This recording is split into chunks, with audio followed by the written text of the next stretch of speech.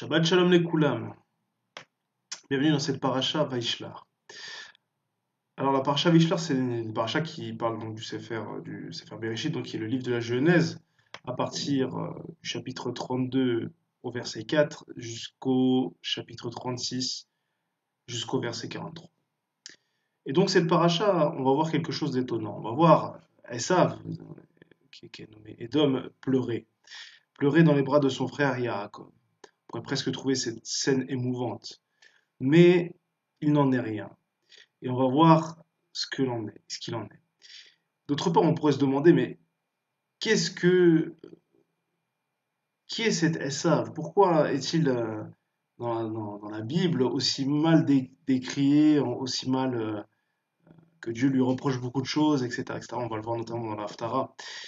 Mais pourquoi on arrive à ce point? On pourrait presque dire, mais il n'a rien demandé, quoi. Il s'est fait avoir, etc., etc. Il n'a rien demandé.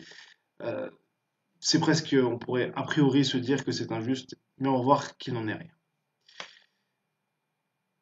Alors, qu'est-ce que Dieu reproche un petit peu à Esav? Qu'est-ce qu'il trouve de mauvais en lui? Eh bien, on pourrait dire c'est parce qu'il a un cœur de chasseur.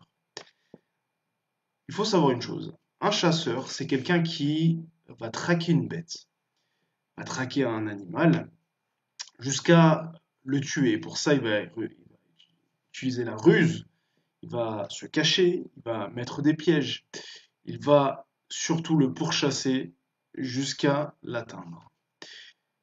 Et cela est une marque de cruauté. C'est une marque de cruauté, c'est-à-dire de manque de miséricorde, de manque de dignité, on pourrait dire un petit peu pour l'animal. Et c'est cela que Dieu le reproche. C'est-à-dire que ce cœur qu'il va acquérir par la chasse, il va s'appliquer aussi sur les créatures qui l'entourent.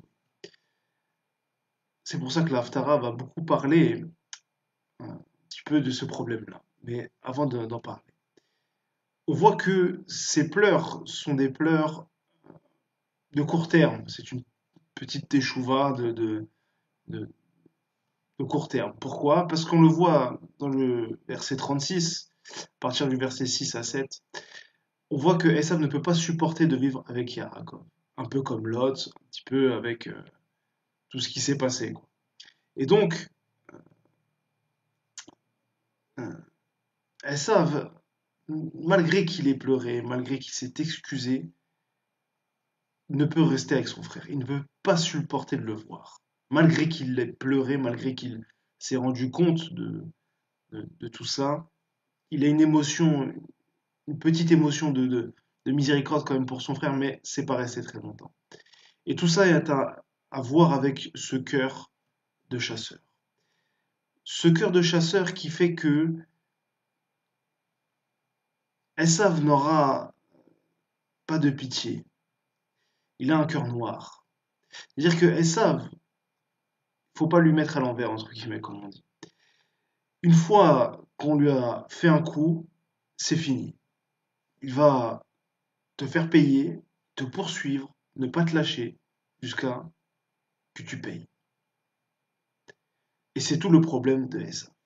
Autant on pourrait se dire, faire un parallèle avec Ishmaël. Ishmaël est une personnalité qui a peut-être un petit peu jalousé son frère, du point de vue de sa stature, du privilège qu'il avait. Alors que ça, ce n'est pas le cas. Il n'est pas qu'il jalouse Yaakov, il veut lui faire payer. Il dit, tu m'as eu et je vais te le faire payer un jour ou l'autre. Et j'oublierai jamais. Je n'oublierai jamais ce que tu as fait, ce que tu m'as fait. Et c'est le problème de Esav. C'est-à-dire que Dieu lui-même va lui reprocher ce manque, on pourrait dire d'amour, je préfère dire ça, de pitié, de miséricorde.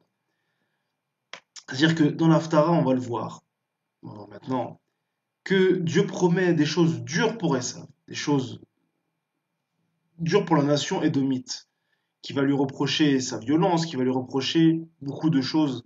Il va lui dire qu'il va avoir des problèmes, etc., etc. Mais le, le, le fait est que Édom, ce que Dieu lui reproche, c'est, on pourrait dire, un cœur mauvais.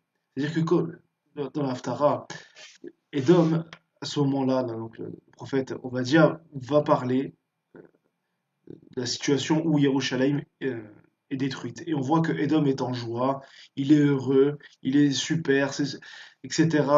Presque, tiens, c'est pour ce que tu as fait il y a longtemps à notre père. La nation édomite se réjouit de la destruction de Jérusalem. Et que pour cela, Dieu va punir Edom. C'est-à-dire que si l'on regarde bien ce qui s'est passé dans l'Haftara, depuis Edom, la mémoire est perpétuellement contre Yaakov. C'est-à-dire qu'on pourrait se dire, après les siècles, les années, les histoires, chacun a son histoire de son côté, je sais pas, la vie est une aventure, donc on pourrait dire, est-ce qu'on oublie un petit peu, bon, écoute, tu m'as eu, écoute, qu'est-ce que tu veux y faire? Voilà, c'est comme ça. Mais lui continue à perpétuer ce souvenir néfaste et de lui dire tu vas payer, et même mes ancêtres, si c'est pas moi qui te le ferai, c'est et les ancêtres de mes ancêtres, et mes ancêtres, jusqu'à qu'un jour ça arrivera.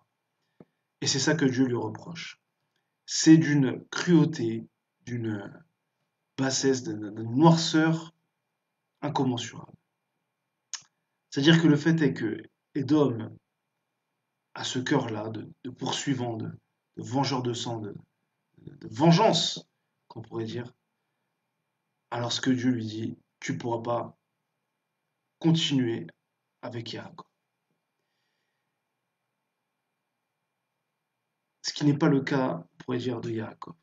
Yaakov, lui, aussi s'est fait avoir. Il s'est fait avoir par Laban. Laban, qui lui a donné, lui a promis d'abord Rachel, et puis il lui a passé Léa, et puis il a dit, voilà, ton salaire sera ceci et cela, et puis finalement il ne va pas lui passer, il va essayer de lui cacher, etc. Et à l'inverse, Yaakov, lui, va pardonner. Il va trouver un arrangement, trouver quelque chose et passer à autre chose.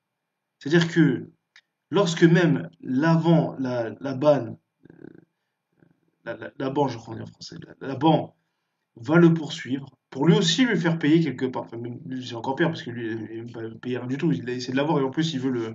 Enfin, bon, c'est une autre histoire. Mais Laban veut le rattraper.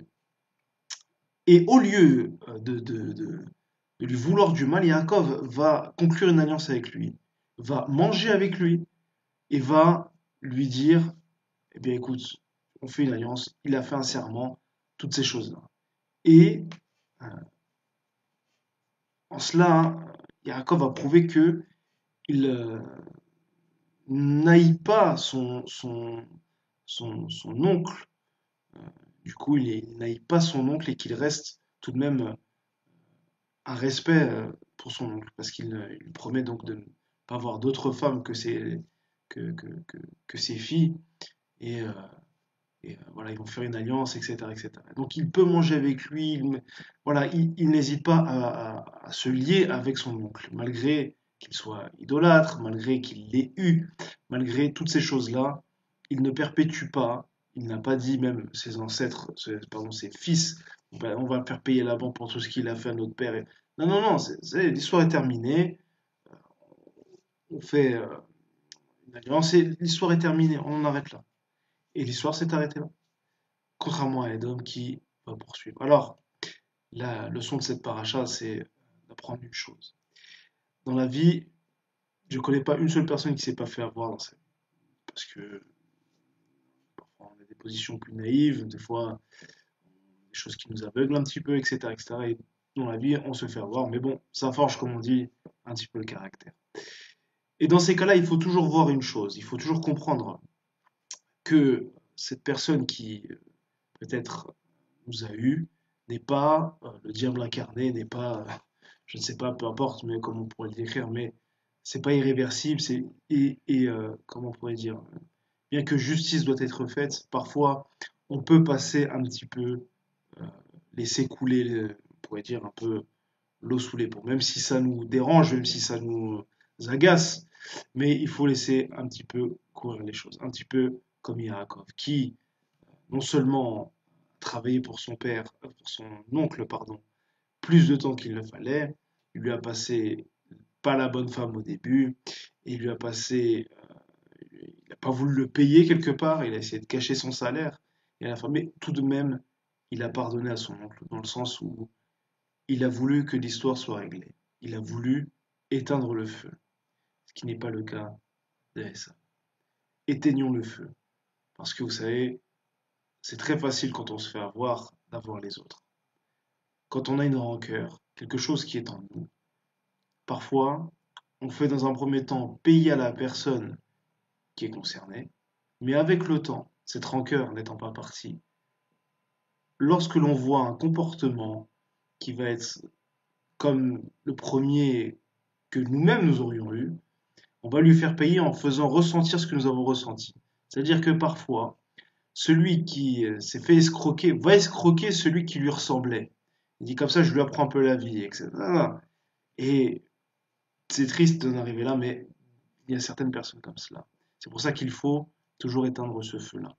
Ne pas être dans une perpétuelle mémoire du mal, ne pas être dans une perpétuelle, on pourrait dire, vengeance, quelque chose on pourrait se dire, mais comment il m'a eu, etc., etc. Il faut savoir se faire petit.